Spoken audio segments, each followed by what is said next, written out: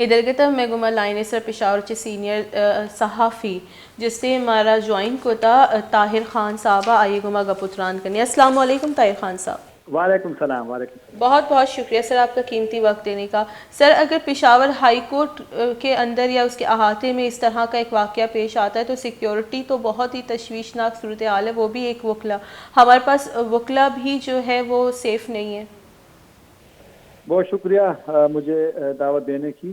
مسئلہ اب یہ ہے کہ کچھ تحقیقات جب ہوں گی تو اصل مسئلہ پھر سامنے آئے گا. جی اس وقت تک بہت زیادہ صورتحال واضح نہیں ہے, لیکن یہ تو آپ کی بات درست ہے کہ اندر اگر ایک جو بھی ہے قاتل کا بھی ابھی صرف نام آیا ہے سامنے, جی عدنان نام کا, تو وہ بھی افریدی ہے, خیبر ایجنسی کا, خیبر ضلع کا ہوگا. تو ابھی کچھ چیزوں نے کلیئر ہونا ہے کہ یہ کیسے وہاں پہنچا, پہلے سے وہاں موجود تھا, پھر پستول وہاں پہ اپنا ساتھ رکھنا, جو بھی ہو, کیونکہ اب اس کے حوالے عدنان کے حوالے سے بھی کچھ کلیئرٹی نہیں ہے, کچھ چیزیں واضح نہیں ہے. کچھ کہتا ہے کہ یہ نئے وکیل تھے, کچھ کہتا ہے کہ یہ وہاں پر جج ہے اس کے بھائی تھے. تو بہرحال کچھ انتظار کرنا پڑا, کہ پھر بھی اسلحہ اندر لے جانا میرا نہیں خیال کہ یہ بالکل اس میں سیکیورٹی کا ایشو ضرور آتا ہے. لیکن ابھی تو کیونکہ اس کی ایک ذاتی دشمنی کے حوالے سے پولیس کا جو تازہ بیان ہے تو ان کا یہی ہے کہ جو 2021 میں آپ کو یاد ہوگا ایک سوات میں جج تھے جو بھی خیبر کے تھے, تو وہ قتل ہوئے تھے. تو بعد میں لطیف آفریدی صاحب پہ اور پھر کئی اور لوگوں پہ مقدمہ درج ہوا تھا.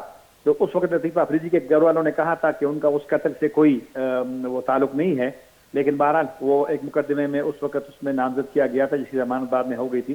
تو کچھ چیزوں نے ابھی ذرا انتظار کرنا پڑے گا کہ اصل جو ان کے وجوہات ہیں قتل کے, کیونکہ پولیس کا اس وقت تک بیان, اور دوسری بات یہ ہے کہ لطیف آفریدی کے خاندان کا کوئی بیان نہیں ہے اس وقت تک, اور جو وکلاء ہے ان کا بھی ابھی تک کوئی سامنے بیان نہیں آیا کہ ان کی وجوہات کیا ہو سکتی ہے.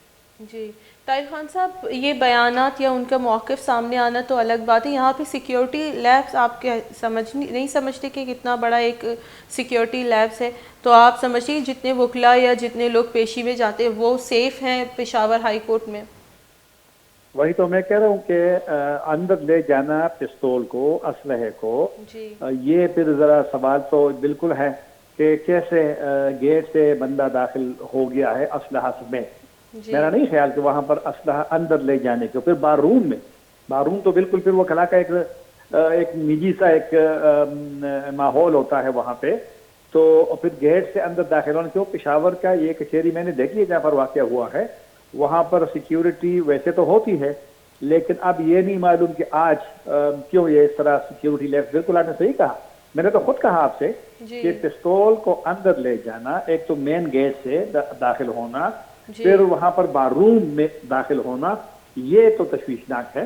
بے شک وجوہات کوئی بھی ہو, لیکن یہ تو ہے. لیکن میں نے وہی کہا کہ ابھی کچھ چیزوں نے سامنے آنا ہے کہ یہ بندہ کون ہے اور کیسے وہاں داخل ہوا, مین کچہری میں کیسے داخل ہوا, پھر بار روم میں کیسے چلا گیا. تو کیونکہ گرفتار ہے تو کچھ چیزیں سامنے آئیں گی. بالکل, بہت بہت شکریہ طاہر خان صاحب جو کہ سینئر صحافی پشاور سے سادی داری آئی گا پتران کو.